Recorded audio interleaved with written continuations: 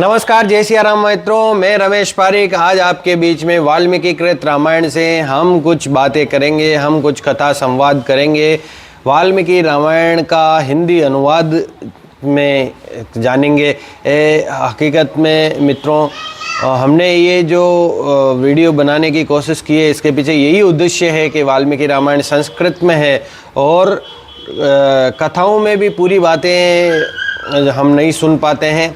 इसके ऊपर हम आज विस्तृत कोशिश करेंगे कि हम शुरू से लेकर अंत तक की सारी बातें समझ पाए। इसके लिए हम छोटे छोटे वीडियो के माध्यम से आपके बीच में वाल्मीकि जी ने जो रामायण लिखी है उसके बारे में हम जानेंगे। तो मित्रों, आप मेरे रमेश पारिक के साथ में रह के इस चैनल को सब्सक्राइब कीजिए और सनातन के जो वेद पुराण, रामायण, महाभारत या भगवत पुराणों में क्या क्या लिखे हैं, इसका छोटा सा मतलब छोटे छोटे वीडियो के माध्यम से हम जानेंगे हमारे इस सनातन को।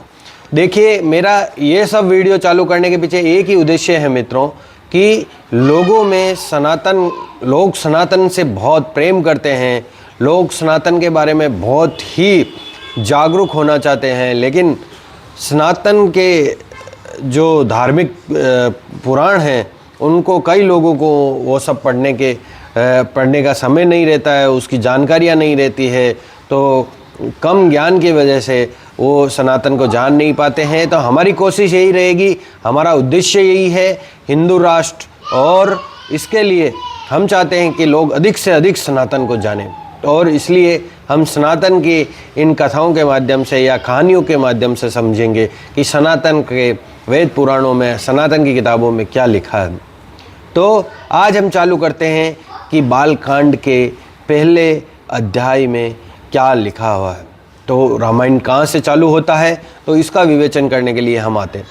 बहुत समय पहले की बात है मित्रों, वाल्मीकि नामक के एक महान मुनि रहा करते थे और वो पूर्ण पुरुषोत्तम भगवान नारायण की लीलाओं की चर्चा करने का अभूतपूर्व आनंद लेते रहते थे। वो अपने आश्रम में भगवान नारायण की लीलाएं और अपने शिष्यों को उनका वाचन करते थे और सुनाते थे। एक दिन जब वाल्मीकि अपने शिष्यों को एक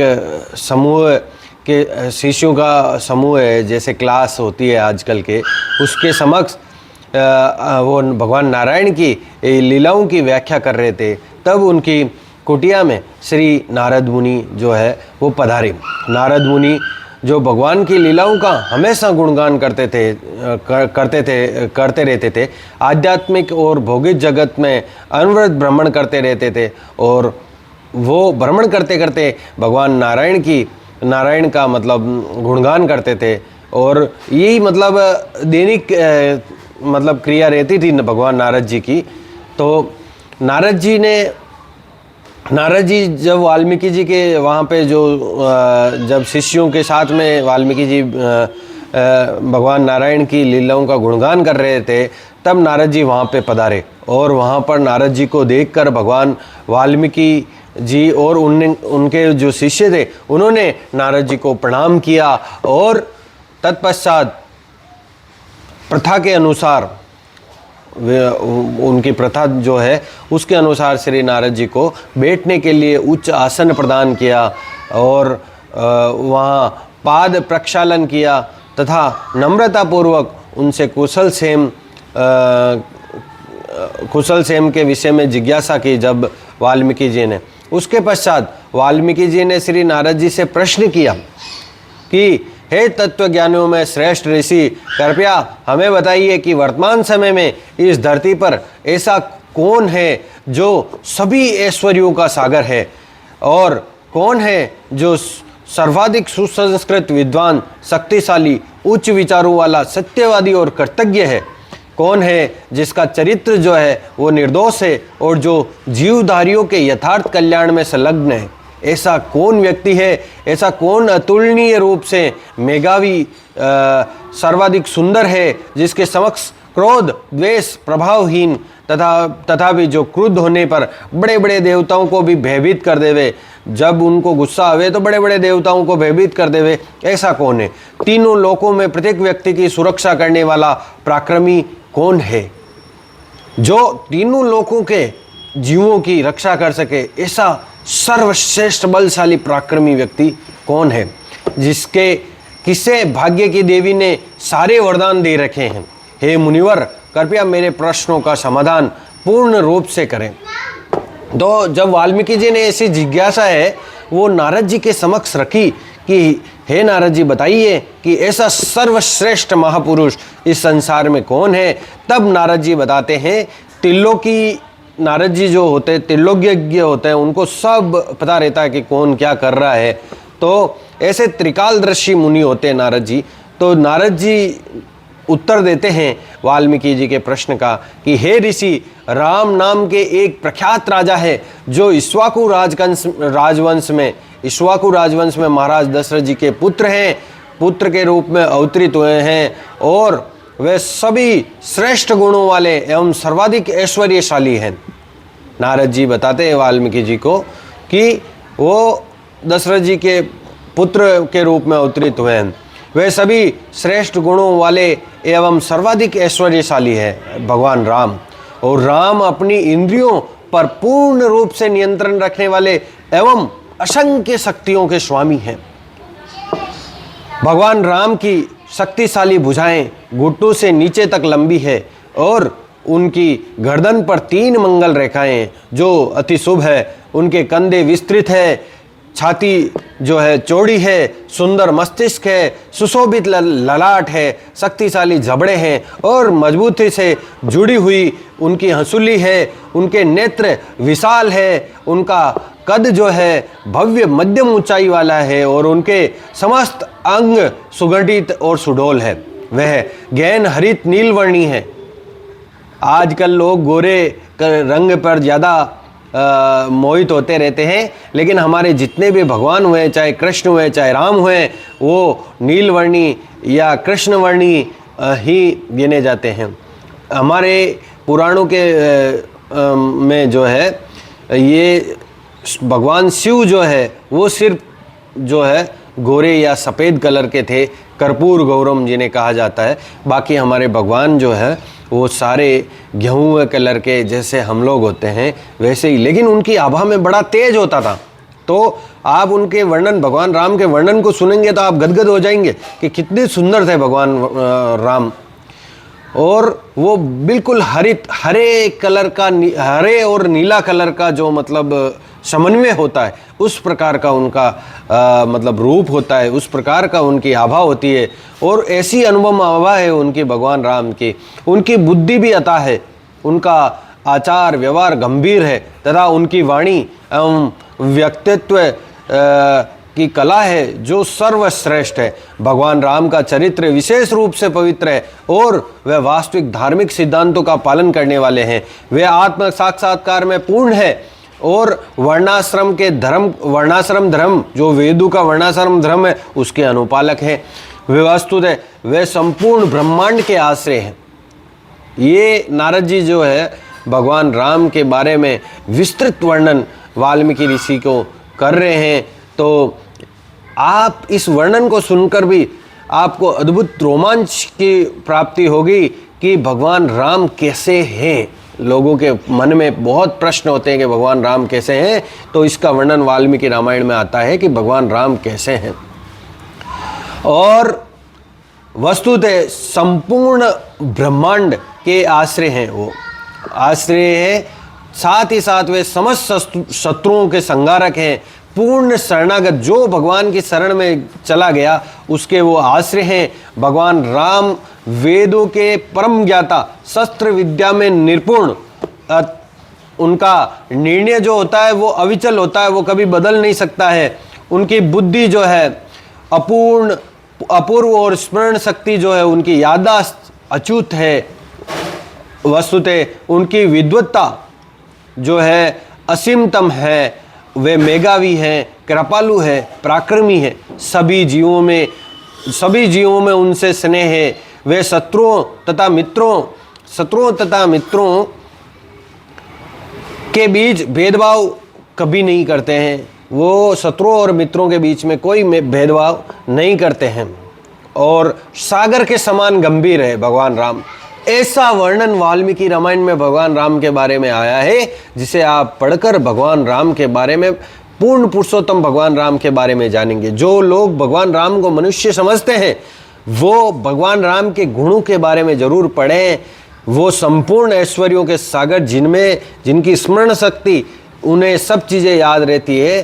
पूर्ण पुरुषोत्तम तो हमारे भगवान के अवतार जिनको अवतार गिना गया है, उनकी खासियतों के बारे में जब आप जानेंगे तब आप पाएंगे कि क्यों भगवान विष्णु अवतार लेके भगवान राम के रूप में पृथ्वी पर जब आते हैं, लेकिन उनके गुणों के सागर है, इसलिए वो अवतार के रूप में ऋषियों ने, महात्माओं ने, वहाँ उस समय के लोगों ने गिना है।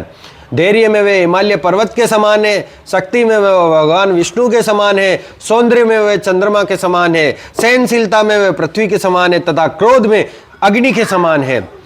जो प्रलय के समय में जो अग्नि प्रज्वलित होती है उसके समान है।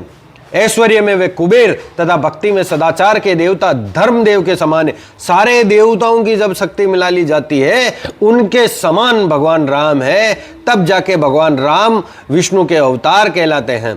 तत्पश्चात नारद ने वाल्मीकि के समक्ष भगवान राम की लीलाओं का संक्षिप्त वर्णन किया। उन्होंने उनको बताया कि कैसी कैसी लीलाएं जो भगवान राम इस पृथ्वी पर आकर कर रहे हैं, ऐसा वर्णन किया। अब यही भगवान राम अपने आश्रितों पर धार्मिक एवं आदर्श रूप से शासन करते हैं। उन्होंने व्याख्या की कि भगवान श्री राम के राज्य में कोई भी व्यक्ति रोग और मानसिक क्लेश से पीड़ित नहीं होगा।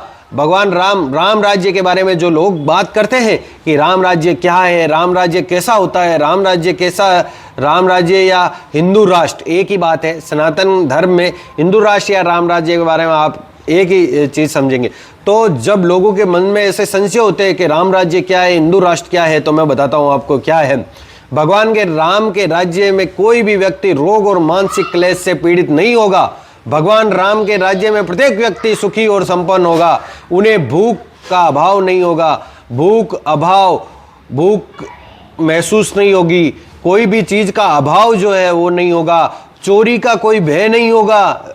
उन मनुष्यों में जो प्रजा रहती है उनमें जब चोरी का भय नहीं होता है तो संसार कैसा होता है, आप एक बार ये सोचिए। सभी नगर जो भी शहर है, नगर है, गांव है, प्रचुर मात्रा में अन्न, फल, सब्जी, दूध निर्मित वस्तुएं वहाँ पे भरपूर संख्या में उपलब्ध रहेगी। उनकी कोई कमी नहीं रहेगी खाने पीने की वस्तुओं की। वस्तुतः प्रजा उस धर्मिष्ठता और प्रसन्नता का अनुभव करेगी जो सतयुग में पाई जाती है, जो सतयुग में जो संपन्नता पाई जाती है। संपूर्ण जनता वैसी धर्मिष्ठता का जो है अनुभव करेगी। बाढ़, भूकंप, अकाल, जो ये प्राकृतिक आपदाएं होती है, उनका कोई प्रकोप नहीं रहेगा, उनका कोई भय नहीं रहेगा कि कोई भी मनुष्यों को ऐसा भय नहीं रहेगा कि बाढ़ आ जाएगी, ये आ जाएगी, वो आ जाएगी, जो कलयुग में अभी वस्तुतः हर जगह पाई जाती है। ऐसी आपदाओं का कोई भय संसार में किसी मनुष्य को नहीं रहेगा। स्त्रियां सदा पवित्र रहेगी और उन्हें वैधव्य से या कोई भी ओछी हरकतों से का सामना नहीं करना पड़ेगा। भगवान रामचंद्र अपने परम धाम आध्यात्मिक जगत में वैकुंठ को लौटने से पूर्व पृथ्वी पर 11,000 वर्षों तक शासन करेंगे। ये जो है त्रिकालदर्शी जो है वो भविष्य देखकर नारद जी जो है वो भगवान राम के अवतार का वर्णन वाल्मीकि ऋषि से कर रहे हैं। तब ये भगवान राम के राम राज्य की जो बातें हैं जो वाल्मीकि रामायण में वर्णित है, ये इतनी बातें जो भव्य बातें हैं, ये है राम राज्य की असली बातें। जो लोग हिंदू राष्ट्र की, राम राज्य की, सनातन के ऊपर संशय करते हैं, तो सभी जगह सुख, शांति और समृद्धि, विश्व का कल्याण जो है वो हिंदू राष्ट्र चाहता है। वो राम राज्य होता है। कभी किसी को हानि, कभी किसी को कानून मतलब कानून से बच जाना, कोई मतलब राक्षस, कोई अपराधी का बच जाना, ये सब हिंदू राज्य में, हिंदू राष्ट्र में, या सब मानव को एक समकक्ष समान समझने वाला, उसी को तो सनातन कहते हैं, उसी को तो राम राज्य कहते हैं। तो मेरे मित्रों, वाल्मीकि जी के प्रश्न जो थे उनका मतलब वो नारद जी बताते हैं, जो कि तीनों लोगों के कल्याण हेतु है, समाधान करने के पश्चात भगवान राम के गुणों का प्रचार करते हुए श्री नारद जी पुनः अपनी यात्रा में आगे चले जाते हैं। और तब वाल्मीकि मुनि अपने शिष्य भारद्वाज के साथ तमस नदी की तट की ओर चले जाते हैं। नदी के तट पर बैठकर वाल्मीकि श्री नारद द्वारा वर्णित बातों का बड़े ध्यान से, गौर से विचार करते हैं कि क्या ऐसी बातें होगी।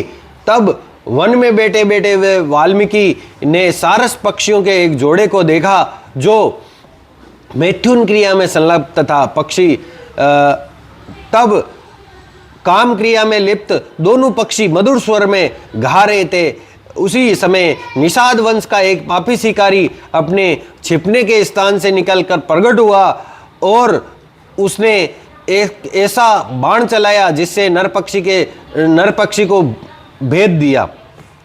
पक्षी पीड़ा से चीखते हुए धरती पर गिर पड़ा। अपने पति को रक्त रंजित पीड़ा से शरीर को ऐंठते हुए तथा धराशायी देखकर मादा पक्षी अकस्मात चरम इंद्रिय सुख से वेदना की गहरी खाई में गिर गई और उसने उत्पन्न नैराश्य तथा भय के कारण ये करुण क्रंदन करने लगी। जब वाल्मीकि ने ये दुख दृश्य देखा तब उनके हृदय में दया का भाव उमड़ आया। निषाद ने इस हिंसक कृत्य को अत्यंत पापपूर्ण जानकर वाल्मीकि ने क्रोध में आकर शिकारी को श्राप दे दिया और कहा कि जीव की निर्मम हत्या करने के दंड स्वरूप तुम्हें अनंत काल तक मानसिक शांति प्राप्त नहीं होगी। जैसे ही वाल्मीकि ने यह श्राप दिया, उन्हें अपने अनियंत्रित क्रोध के वशीभूत हो जाने पर लज्जा का अनुभव हुआ।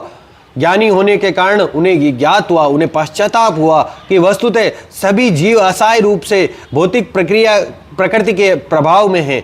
उन्हें शिकारी पर इस प्रकार क्रोधित होने का पश्चाताप हुआ।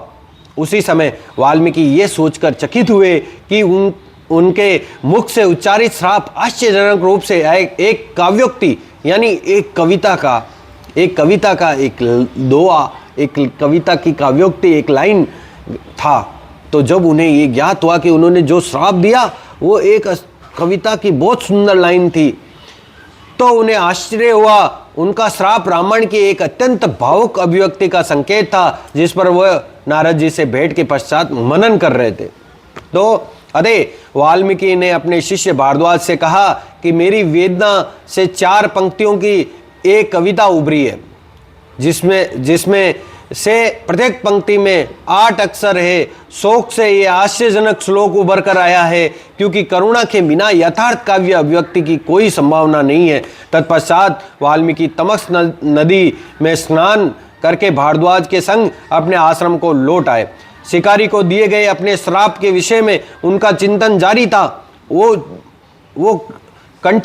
वो लगातार ये सोच रहे थे कि ये सब क्या हो रहा है मेरे साथ। अकस्मात उन्होंने देखा कि ब्रह्मा अपने निवास से, जो इस ब्रह्मांड का सर्वोच्च लोक है, अवरोहित हो रहे थे। ब्रह्मा जी आ रहे थे और आनंद और आश्चर्य से व्याकुल अवाक वाल्मीकि ब्रह्मांड में सर्वप्रथम जन्म लेने वाले व्यक्ति का अभिनंदन करने के लिए उठ खड़े हुए। उन्होंने इस प्रकार से आदर सत्कार ब्रह्मा जी का करना चाहा। जब ब्रह्मा वाल्मीकि के समक्ष उपस्थित हुए तब उन्होंने श्री ब्रह्मा को सादर प्रणाम किया तथा अत्यंत श्रद्धा और आदर से उनकी पूजा कि इसके पश्चात ब्रह्मा ने, जो समस्त जीवों के पूर्वज है और जो सभी के हृदय को समझने वाले हैं, कहा, हे भाग्यवान मुनि, कृपया ये विचार करके शोक न करें कि आपने शिकारी को श्राप दे दिया या कोई अनुचित कार्य किया है। वास्तव में जो शब्द आपने क्रोध में आकर उच्चारित किए हैं वे मेरे हैं। एक महान कार्य को संपन्न करने हेतु प्रेरणा प्रदान करने के उद्देश्य से वह शब्द आपके मुख से उच्चारित करवाए गए थे और वो मैंने किए थे। वस्तुतः अब समय आ गया है कि आप भगवान रामचंद्र के जीवन की कथा, प्रसिद्ध अलौकिक दिव्य लीलाओं जो विश्व के परम कल्याण हेतु है, उसकी रचना करें। ये ब्रह्मा जी जो है उनको आशीर्वचन के स्वरूप में वाल्मीकि जी को कहते हैं, मेरे प्रिय वाल्मीकि, चिंतन ना करो, चिंता ना करो, क्योंकि मेरे आशीर्वाद की शक्ति में जो कुछ भी तुम्हें ज्ञात नहीं है वो मेरे आशीर्वाद की शक्ति में तुम्हें ज्ञात हो जाएगा, वह तुम्हारे हृदय में स्पष्ट रूप से विदित हो जाएगा। इस प्रकार मेरी कृपा से तुम्हारे द्वारा रचित रामायण की कथा जो है वो त्रुटि रहित होगी, कोई उसमें कमी नहीं रहेगी। आप जो लिखेंगे वो ऑटोमेटिक आपके हृदय में उद्योतित हो जाएगा। वाल्मीकि को ये आशीर्वाद देकर ब्रह्मा अपने दिव्य हंस, जो उनका हंस के रूप में वाहन होता है, उस पर सभी को आश्चर्यचकित करते हुए अपने धाम की ओर चल दिए। ब्रह्मा के निर्देशानुसार वाल्मीकि भगवान रामचंद्र जी की लीलाओं का ज्ञान प्राप्त करने हेतु ध्यान मगन हो गए और वो ध्यान में चले गए। जब ध्यान मगन होकर वाल्मीकि जी ने भगवान राम के अवतार की घटनाओं को अपने हृदय में स्पष्ट देखा, तत्पश्चात वाल्मीकि जी ने 24,000 श्लोकों में रामायण की रचना की। इस महाकाव्य को पूर्ण करने के पश्चात वे सोचने लगे कि इस काव्य की शिक्षा किसे दी जाए। जब उन्होंने इस रामायण की रचना कर दी तब वो सोचने लगे कि इसकी शिक्षा किसे दी जाए जो इसे कंठस्थ करके विश्व भर में उसका प्रचार करे। जब वाल्मीकि इस प्रकार विचार मगन थे तब उनके शिष्य लव और कुश जो ऋषियों के वेश में थे उनके सम्मुख प्रस्तुत हुए और उन्होंने दिनचर्या के अनुसार उनके चरण स्पर्श किए। वनवास के पश्चात सीता ने इन जुड़वा भाइयों को जन्म दिया था, वो लव कुश, और तब वे दोनों ही वाल्मीकि की देखरेख में रहने लगे थे। सीता का व्यवस्था पूर्वक त्याग किया गया। जब अयोध्या के एक निवासी ने 10 शीश वाले राक्षस रावण के द्वारा स्पर्श किए जाने पर उनकी पवित्रता पर संदेह किया था। इस प्रकार से भगवान रामचंद्र को उनका त्याग करने हेतु विवश किया गया। उनके दोनों पुत्रों लव और कुश तीव्र स्मरण शक्ति, बहुत ही तेज याददाश्त वाले संगीत कला के धनी थे। इसके अतिरिक्त वे वेदों में निपुण थे, देखने में बिल्कुल अपने पिता के समान एवं संगीत में स्वर्ग के गंधर्वों के समान दक्ष थे। इस प्रकार जब वाल्मीकि ने जुड़वा बालकों की ओर प्रेम पूर्वक देखा, उन्होंने पाया कि वे रामायण की शिक्षा प्राप्त करने हेतु पूर्णतया योग्य थे। तत्पश्चात वाल्मीकि लव एवं कुश को ध्यान पूर्वक संपूर्ण रामायण का अध्ययन करवाने लगे। उन जुड़वा भाइयों ने संपूर्ण रामायण को कंठस्थ कर लिया। वाल्मीकि की शिक्षाओं का पालन करते हुए उन्होंने भगवान रामचंद्र जी की अद्भुत लीलाओं को महान मुनियों, विद्वान ब्राह्मणों एवं शुद्ध हृदय वाले अन्य धार्मिक व्यक्तियों को सुनाया। आनंद की अनुभूति हुई जब उनको सुनाया। विद्वान ब्राह्मणों को भगवान रामचंद्र जी की लीला कथा श्रवण कर दिव्य आनंद की अनुभूति हुई। ब्राह्मणों ने लव कुश की प्रशंसा की और उन्हें बहुमूल्य उपहारों से पुरस्कृत किया। जब एक दिन लव और कुश विश्व भर में भ्रमण करने लगे और महाकाव्य रामायण की कथा सुनाने लगे। इस प्रकार से भ्रमण करते करते हुए अंततः अयोध्या पहुंचे। वहां भगवान रामचंद्र ने उन दोनों बालकों को नगर में ऋषियों की वेशभूषा में विचरण करते देखा। अपनी दिव्य लीलाओं का उनके द्वारा सुंदर ढंग से वर्णन किए जाने की वो प्रशंसा सुनकर भगवान राम ने प्रसन्न होकर उन्हें अपने महल में रामायण की कथा सुनाने के लिए आमंत्रित किया। इन जुड़वा मुनियों का आदर स्वागत करने के पश्चात भगवान राम ने उन्हें अपनी राजसभा में आमंत्रित किया। भगवान राम ने देखा यद्यपि ये बालक तपस्वी ब्राह्मणों के वेश में, यद्यपि इनका रूप क्षत्रियों के जैसा है। राम ने अपने भ्राताओं भरत, लक्ष्मण और शत्रुघ्न से कहा, हे रघुवंशियों में श्रेष्ठ, इस सुंदर कथा का श्रवण करो। यद्यपि ये दोनों गायक तपस्वियों की भांति दिखते हैं तथापि इनके लक्षण महान शासकों जैसे हैं। इस कथा को सुनो क्योंकि ये साहित्यिक सौंदर्य से भरपूर कथा है। रामायण एवं सभी के चित्त को आकर्षित करने वाली है। जैसे ही लव कुश ने उस महाकाव्य का गान आरंभ किया, राम और उनके भाई सब कुछ भूलकर उसे सुनने में मगन हो गए। भगवान राम की कीर्ति का स्वर्ण और कीर्तन करने मात्र से भौतिक जगत के बंधनों से मुक्त हुआ जा सकता है। मित्रों, ऐसी कथा का वर्णन जब लव कुश ने भगवान राम के समक्ष अयोध्या में किया, यहां से जाके वाल्मीकि कृत रामायण का उद्भव होता है और आगे के वीडियो के माध्यम से हम आपको पूर्ण रामायण की कथा का वर्णन जो है वो सुनाएंगे अगले वीडियो में। लेकिन रामायण का उद्भव जो कैसे हुआ है उसका ये वीडियो आप इसे सुनकर आपको आनंद आ जाएगा। मित्रों, ये वीडियो बनाने के पीछे मेरा एक ही मकसद है कि हमको सीधा सीधा अर्थ संस्कृत में जो वाल्मीकि जी ने रामायण लिखी है संस्कृत में 24,000 श्लोकों में, उसका सीधा सीधा हिंदी अनुवाद कहीं नहीं मिलता है। हम राम कथा सुनते हैं, हमको राम कथा में उनके संक्षिप्त जो है उस कथा के संक्षिप्त रूप में पाठ हम कई कथावाचकों के मुंह से सुनते हैं, लेकिन लोगों के मन में उसका सीधा सीधा अनुवाद जो है सुनने की बड़ी उनके मन में बड़ी रोमांच होता है। और ऐसा ही रोमांच मुझे भी प्रतीत होता था कि मैं सारी कथाएं जो वर्णित है रामायण में, जो श्लोकों के माध्यम से वर्णित है, उनका अनुवाद सुनूं, करूं और कहूं। तो मैं इस वीडियो के माध्यम से मित्रों आपको रामायण का संपूर्ण कथा अनुवाद हिंदी में सीधा सीधा सुनाऊंगा। कोई उसके अंदर कुछ भी संगीत ये वो कुछ भी नहीं, सीधा सीधा सुनाऊंगा। आप इसे सुने, आप बताएं आपको कैसा लगता है।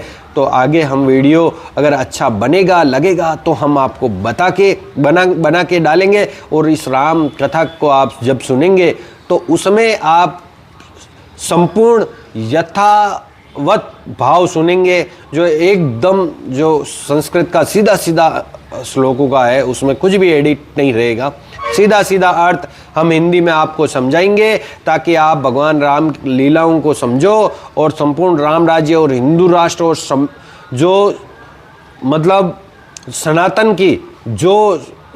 का जो मतलब आशय है उसको समझो। आप अगर उन चीज़ों को समझोगे तभी तो हिंदू राष्ट्र की मांग को आप उठा पाओगे, तभी तो आप राम को जानोगे कि राम क्या थे। लोग कहते हैं कि राम मनुष्य थे, अरे मनुष्य नहीं, पूर्ण पुरुषोत्तम भगवान राम थे। उनके ऐश्वर्य को, उनकी लीलाओं को, उनकी कलाओं को तो जानो, वो कभी किसी मनुष्य में संपूर्ण रूप से होती नहीं, और उसका 0.01% भी आज के कलयुग के मनुष्य में नहीं है।